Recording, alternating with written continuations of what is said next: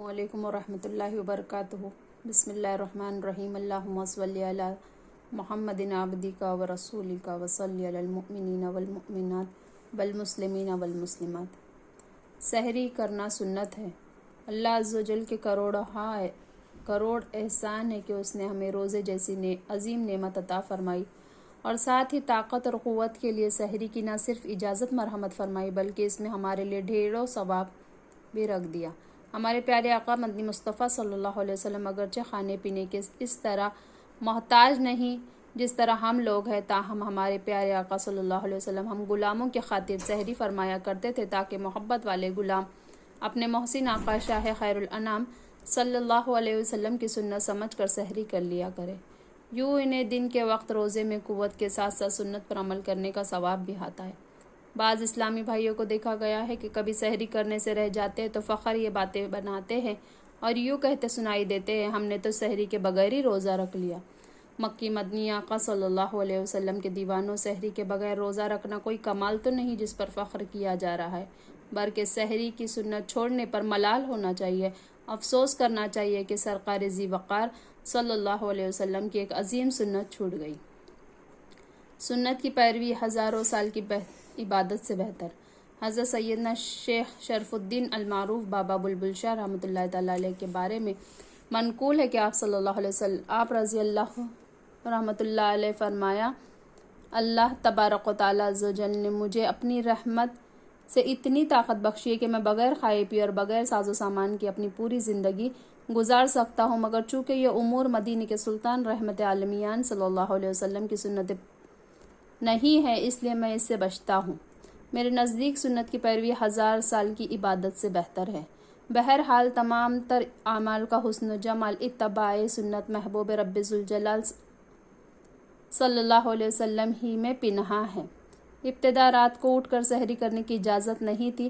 روزہ رکھنے والے غروب آفتاب کے بعد صرف اس وقت کھانا کھانے پینے کی اجازت تھی جب وہ سو نہ جائے، اگر سو گیا تو اب بیدار ہو کر کھانا پینا ممنوع تھا، مگر اللہ عز و جل نے اپنے پیارے بندوں پر احسان عظیم فرماتے ہوئے سحری کی اجازت مرحمت فرما دی، اور اس کا سبب یہ ہوا جیسا کہ کنز الایمان شریف کی شرح میں حضرت صدر الفاضل مولانا نعیم الدین مراد آبادی رحمۃ اللہ علیہ نقل کرتے ہیں کہ حضرت سیدنا سرما بن قیس رضی اللہ تعالیٰ عنہ محنتی شخص تھے۔ ایک دن بحالت روزہ اپنی زمین میں دن بھر کام کر کے شام کو گھر آئے، اپنی زوجہ سے کھانا طلب کیا، وہ پکانے میں مصروف ہوئی۔ آپ رضی اللہ تعالیٰ عنہ تھکے ہوئے تھے، آنکھ لگ گئی، کھانا تیار کر کے آپ رضی اللہ تعالیٰ عنہ کو جگایا گیا تو آپ رضی اللہ تعالیٰ عنہ نے کھانے سے انکار کر دیا، کیونکہ ان دنوں غروب آفتاب کے بعد سو جانے والے کے لیے کھانا پینا ممنوع ہو جاتا تھا۔ چنانچہ کھائے پیے بغیر آپ نے دوسرے دن بھی روزہ رکھا۔ آپ کمزوری کے سبب بے ہوش ہو گئے تو ان کے حق میں یہ آیت مقدسہ نازل ہوئی، ترجمہ کنز الایمان، اور کھاؤ پیو یہاں تک کہ تمہارے لیے ظاہر ہو جائے سفیدی کا ڈورا سیاہی کے ڈورے کو پھوپٹ کر، پھر رات آنے تک روزے پورے کرو۔ اس آیت مقدسہ میں رات کے سیاہ ڈورے سے صبح صادق کی سفیدی ڈورے سے تشبیہ دی گئی ہے۔ معنی یہ ہے کہ تمہارے لیے رمضان المبارک کی راتوں میں کھانا پینا مباح یعنی جائز قرار دیا گیا ہے۔ میٹھے میٹھے اسلامی بھائیوں اور بہنوں، اس سے یہ بھی معلوم ہوا کہ روزے کا اذان فجر سے کوئی تعلق نہیں، یعنی فجر کی اذان کے دوران کھانے پینے کا کوئی جواز نہیں۔ اذان ہو یا نہ ہو، آپ تک آواز پہنچے نہ پہنچے، صبح صادق ہوتے ہی آپ کو کھانا پینا بالکل ہی بند کرنا ہوگا۔ اب سحری کے چند فضائل بیان کیے جاتے ہیں۔ نمبر 1، حضرت سیدنا انس رضی اللہ تعالیٰ عنہ سے روایت ہے کہ تاجدار مدینہ سرور قلب و سینہ صلی اللہ علیہ وسلم نے فرمایا، سحری کھایا کرو کیونکہ سحری میں برکت ہے۔ نمبر 2، حضرت سیدنا عمرو بن عاص رضی اللہ تعالیٰ عنہ سے روایت ہے کہ رسول اکرم نور مجسم صلی اللہ علیہ وسلم نے فرمایا، ہمارے اور اہل کتاب کے درمیان سحری کھانے کا فرق ہے۔ نمبر 3، حضور اکرم شفیع معظم صلی اللہ علیہ وسلم نے ارشاد فرمایا، اللہ تعالیٰ اور اس کے فرشتے سحری کھانے والے پر رحمت نازل فرماتے ہیں۔ نمبر 4، نبی کریم رؤوف الرحیم صلی اللہ علیہ وسلم اپنے ساتھ جب کسی صحابہ کو سحری کرنے کے لیے بلاتے تو ارشاد فرماتے، آؤ برکت کا کھانا کھا لو۔ نمبر 5 حضرت سیدنا عبداللہ ابن عباس رضی اللہ تعالیٰ عنہ سے روایت ہے کہ حضور سراپا پرنور صلی اللہ علیہ وسلم نے فرمایا، سحری کھا کر روزہ رکھنے کے لیے قوت حاصل کرو، اور دن یعنی دوپہر کے وقت آرام یعنی قیلولہ کر کے رات کی عبادت کے لیے قوت حاصل کرو۔ نمبر 6 حضرت سیدنا عبداللہ بن حارث رضی اللہ تعالیٰ عنہ ایک صحابی رضی اللہ تعالیٰ عنہ سے روایت کرتے ہیں کہ میں نے رسول اکرم نبی معظم صلی اللہ علیہ وسلم کی خدمت بابرکت میں ایسے وقت حاضر ہوا کہ آپ صلی اللہ علیہ وسلم سحری تناول فرما رہے تھے۔ آپ صلی اللہ علیہ وسلم نے فرمایا، سحری برکت کی چیز ہے جو اللہ تعالیٰ نے تم کو عطا فرمائی ہے، اس کو مت چھوڑنا۔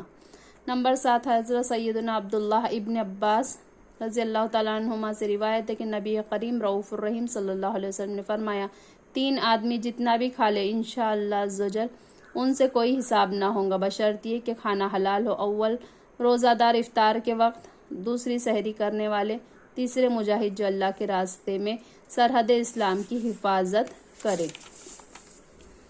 نمبر 8 حضرت سیدنا انس رضی اللہ تعالیٰ عنہ سے روایت ہے کہ سحری کے وقت کثرت سے یا واسی المغفرہ یعنی اے وسعت کے ساتھ بخشنے والے کا ورد رکھو، اس کے پڑھنے والے کے سارے گناہ معاف ہو جائیں گے۔ میٹھے میٹھے اسلامی بھائی اور بہنوں، نبی اکرم رحمت عالم صلی اللہ علیہ وسلم نے ان تمام فرمان عالی شان سے ہمیں یہی درس ملتا ہے کہ سحری ہمارے لیے ایک عظیم نعمت ہے جس سے بے شمار جسمانی اور روحانی فوائد حاصل ہوتے ہیں۔ اسی لیے آپ صلی اللہ علیہ وسلم نے اسے مبارک ناشتہ کہا ہے، جیسا کہ حضرت سیدنا ارباز بن ساریہ رضی اللہ تعالیٰ عنہ بیان کرتے ہیں کہ ایک دفعہ رمضان المبارک میں رسول اللہ صلی اللہ علیہ وسلم نے مجھے اپنے ساتھ سحری کرنے کے لیے بلایا اور فرمایا، آؤ مبارک ناشتے کے لیے۔ حدیث پاک میں سحری کھایا کرو کیونکہ سحری کھانے میں ہر لقمے کے بدلے 60 برس کی عبادت کا ثواب ملتا ہے۔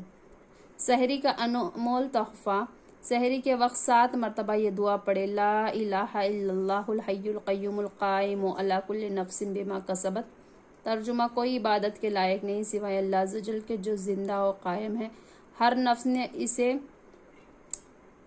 جو اس نے کمایا ہے حاضر ہے۔ تاجدار مدینہ سرور قلب و سینہ صلی اللہ علیہ وسلم نے فرمایا، اس دعا کے پڑھنے والوں کو اللہ نے بے شمار ہر ستارے کے 1,000 نیکیاں دیتا ہے، یعنی جتنے بھی ستارے ہیں ان سے 1000 گناہ نیکیاں مرحمت فرماتا ہے، اتنے ہی گناہ مٹاتا ہے اور اسی قدر اس کے درجات بلند فرماتا ہے۔ کیا روزے کے لیے سحری شرط ہے؟ یا کسی کو یہ غلط فہمی نہ ہو جائے کہ سحری روزے کے لیے شرط ہے، ایسا نہیں ہے۔ سحری کے بغیر بھی روزہ ہو سکتا ہے، مگر جان بوجھ کر سحری نہ کرنا یہ مناسب نہیں کہ یہ ایک عظیم سنت سے محرومی ہے۔ یہ بھی یاد رہے کہ سحری میں خوب ڈٹ کر کھانا ہی کوئی ضروری نہیں، چند کھجور اور پانی ہی اگر بنیت سحری استعمال کر لے جب بھی کافی ہے، بلکہ کھجور اور پانی سے تو سحری کرنا سنت بھی ہے، جیسا کہ حضرت سیدنا انس بن مالک رضی اللہ تعالیٰ عنہ فرماتے ہیں کہ تاجدار مدینہ سرور قلب و سینہ صلی اللہ علیہ وسلم سحری کے وقت مجھ سے فرماتے، میرا روزہ رکھنے کا ارادہ ہے، مجھے کچھ کھلاؤ۔ لہٰذا میں کچھ کھجوریں اور ایک برتن میں پانی پیش کرتا۔ معلوم ہوا کہ روزدار کے لیے تو ایک تو سحری کرنا بذات خود سنت ہے اور کھجور اور پانی سے سحری کرنا دوسری سنت۔ خیر، کھجور اور پانی کا جمع کرنا بھی شرط نہیں، صرف تھوڑا سا پانی بھی اگر بنیت سحری پی لیا جائے تو اس سے بھی سحری کی سنت ادا ہو جائیں گی۔ سحری کا وقت کب ہوتا ہے؟ عربی زبان کی مشہور کتاب لغت قاموس میں سحر کے بارے میں لکھا ہے کہ سحر اس کھانے کو کہتا ہے جو صبح کے قریب کھایا جائے۔ بعضوں کے نزدیک سحر کا وقت آدھی رات سے شروع ہو جاتا ہے، جیسے کہ حضرت علامہ ملا القادری علیہ رحمۃ الباری نے مرقائے شاہ مشکات میں نقل کیا ہے۔ سحری میں تاخیر کرنا افضل ہے، جیسا کہ حدیث مبارکہ میں آتا ہے۔